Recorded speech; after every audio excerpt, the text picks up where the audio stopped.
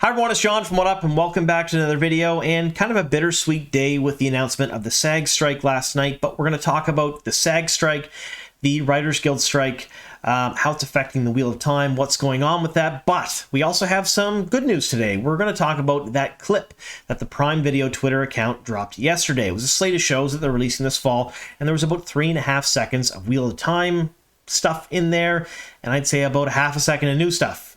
And yes, of course, I had to make a video about it.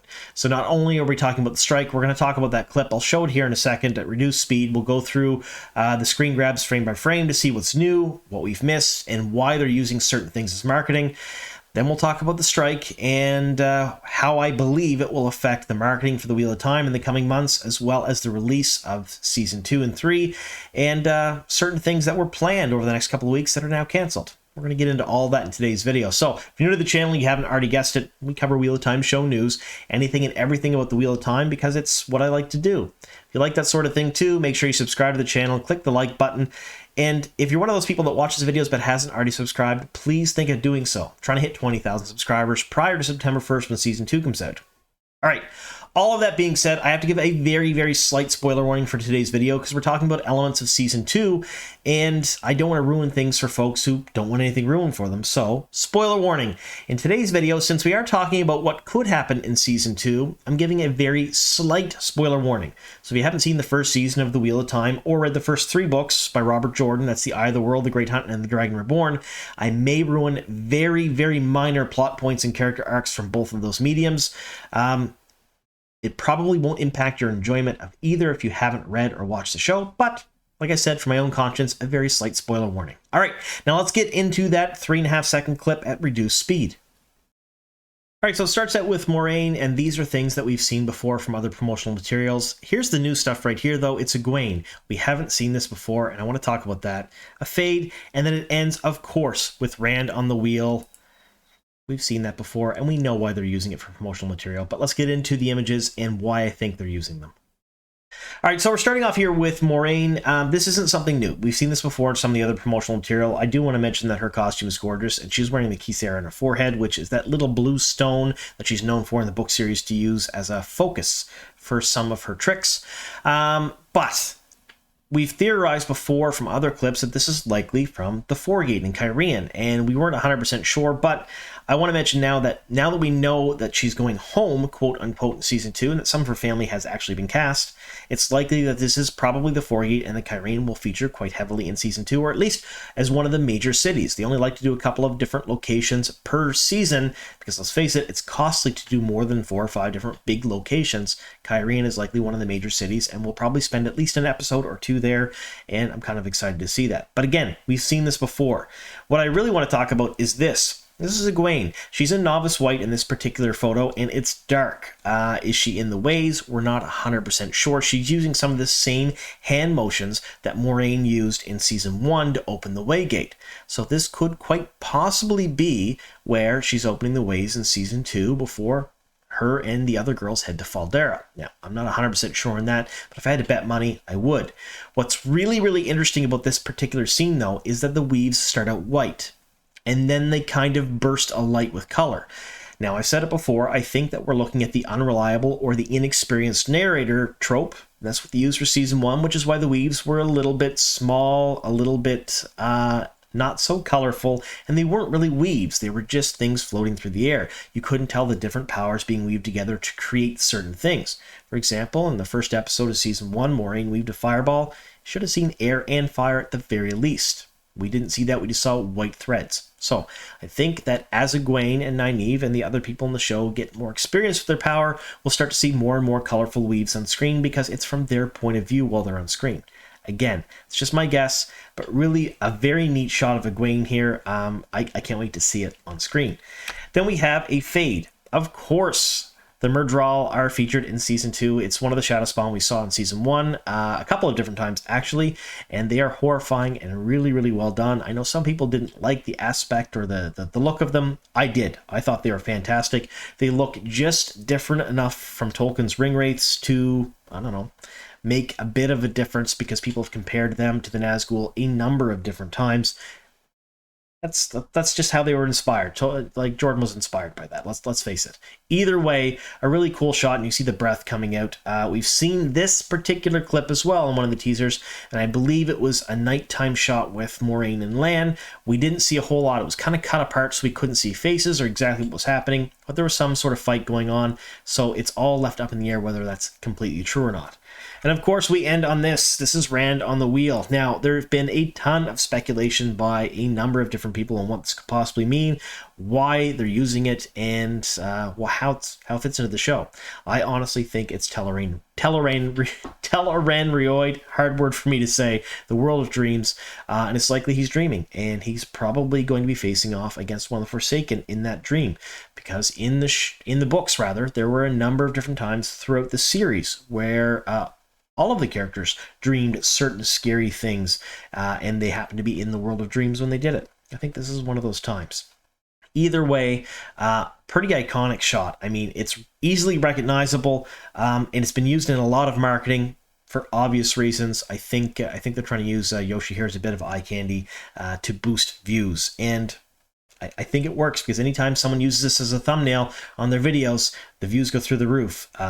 So it's entirely possible it's working. All right, now with that out of the way, let's talk just a bit about the strike and what I think we're going to see in the next couple of weeks. All right, so the strike, we truly are in historic times. If you don't know what's going on, well, the WGA, the Writers Guild, went on strike a long time ago, and we're talking weeks and weeks ago. No one expected it to last this long, I don't believe, but the studios basically aren't budging an inch, and the writers were still striking. So a couple of days ago, SAG's contract expired. Now, when SAG's contract, the Screen Actors Guild contract expired, they also voted overwhelmingly in favor of the strike prior to. They were at the negotiating tables with the big studios and whatnot right up until midnight, and they didn't come to a deal, so they also went on strike. Now, when I say we're in historic times, this has only happened, at least I think it's only happened one time in our memory, and that's in 1960. In 1960, both the SAG and the WGA went on strike then, led by then SAG President Ronald Reagan. Not president of the country, but actor Ronald Reagan when he was still an actor. And he paved the way, along with SAG and the strike, for the modern day payment models that a lot of actors and actresses enjoy today. They get residuals, they get better working conditions, better respect, a bunch of different things. Now, that hasn't really been updated in the last few years, and with the popularity of streaming services and basically cable and network television sort of going to the wayside and everything is moving to streaming services, those payment models kind of needed to be updated again, and that was a sticking point between the studios and the unions, and that's why they're on strike. Now, this means that pretty much everything is ground to a halt. Anything that uses SAG or the WGA is just not working right now. So there's a ton of shows that are on pause right now because the creatives, not only are the creatives not working, the actual talent is not working as well. So it's very difficult to do anything at all. And that includes promoting shows and doing different things that would normally be seen the few months prior to the release of the show. So that leads us into the Wheel of Time. Now, the Wheel of Time, not everyone on the Wheel of Time is SAG. In fact, they are a non-union show, so only a couple of members are union, and that's still going to affect production. They can still film scenes and film certain things with all of the non-union actors on there, and as far as I understand, I haven't heard anything just yet about them shutting down production in any way, shape, or form. I'm going to keep my eyes and ears open, basically, no pun intended, to hear if maybe that might happen. But so far, I haven't heard that. Filming is still on schedule for this summer. They're filming certain scenes, both day and night shoots over the next couple of months. They are still casting for extras. In fact, they're looking for a blacksmith for the end of July for certain scenes. So it's still kind of going, but there are certain members of the cast that will not be joining them. I believe at this point, only Rosamund Pike and Daniel Henney are members of SAG, so they will not be on set. And that includes all the creatives, so the writing team and different people that are involved in the writing team and part of the Writers Guild, they're not going to be there either. So it's a difficult time. What that means is promotion for the show is taking a massive hit. Now, the Wheel of Time has had bad luck in a number of respects. So season 1, they lost one of their main cast prior to the filming of episodes 7 and 8. COVID happened a couple of times. They had shutdowns. They had a bunch of new restrictions. Season 1 was fraught with a ton of different once-in-a-lifetime things that happened to delay or make production much harder.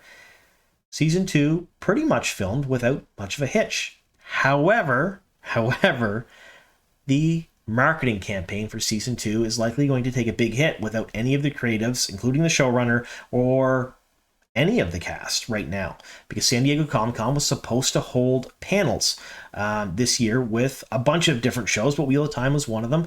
And at that point, we expected a Q&A from the cast. We also expected a trailer. We expected a couple of different things there.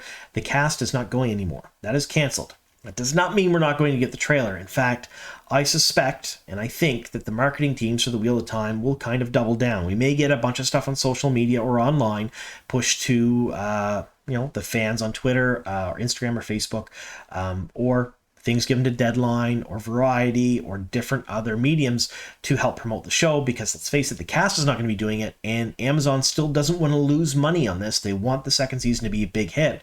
So I believe we're probably still going to see the trailer, probably still around the same time. We'd get it at Comic-Con, only online instead, and I believe we may get some other stuff from them. We may actually see a ramping up of different things from the social media accounts over the next month or two. Hopefully the strike doesn't go on that long, but I think as long as the strike is on, we may see more interaction from them, because let's face it, we've gotten more interaction from the social media accounts in the last couple of weeks than we have in quite some time. So my guess is we're not going to miss out on the marketing. It's just going to be in a different form, and the cast and certain members of the creative team will not be involved. So here's hoping to a quick resolution where actors and actresses and the writers and the creatives all get exactly everything that they need to get to keep their healthcare up, to feed their families. Because let's face it, when we think of actors, we think of people who make $20 to $30 million a movie or millions of dollars per show. That is not the case. Most working actors make very little money, and they rely on their residuals. And the residuals have been pretty slim pickings in the last few years with streaming services. So it's one of those things. I think, and you can correct me if I'm wrong in this as well, but I think they need a certain set amount of money per year coming in as a part of the union to keep their health insurance. And a lot of them, are struggling to even meet that. So it's one of those things. I really do hope the models are updated, because everything costs more now. It's more expensive to live. Wages have to rise as well. So there's that. All right. So we'll know in a couple of weeks if I'm right or wrong if we're going to get a trailer at San Diego Comic-Con, because literally that's near the end of the month. I think it's July 20th was when the panel was supposed to happen. So if we get a trailer between now and then or on that day, I'll be very happy, and I will cover it here on the channel. But as it stands right now, we're not getting anything else at San Diego Comic-Con. The panels are canceled. All right. So let me know your thoughts down below. How do you feel about the strikes? Some people are really supportive of it, and I've heard and seen other comments that people are not so supportive of it. I mean, this is entertainment. If the people are making us really cool things that we really like are out there, I think they should be compensated appropriately. That's just my opinion on the matter, either way. So let me know what you folks think about that. Let me know what you think about that 3.5-second clip. What do you think about Egwene finally bursting the color out? Was that her just using fire as part of the weave? Or was it her initial scene of seeing the weaves for the first time because her experience is sort of leveled up, so to speak? I don't know. Let me know what you folks think. Anyway, thank you so very much for sticking here to the very end. Here's to many more.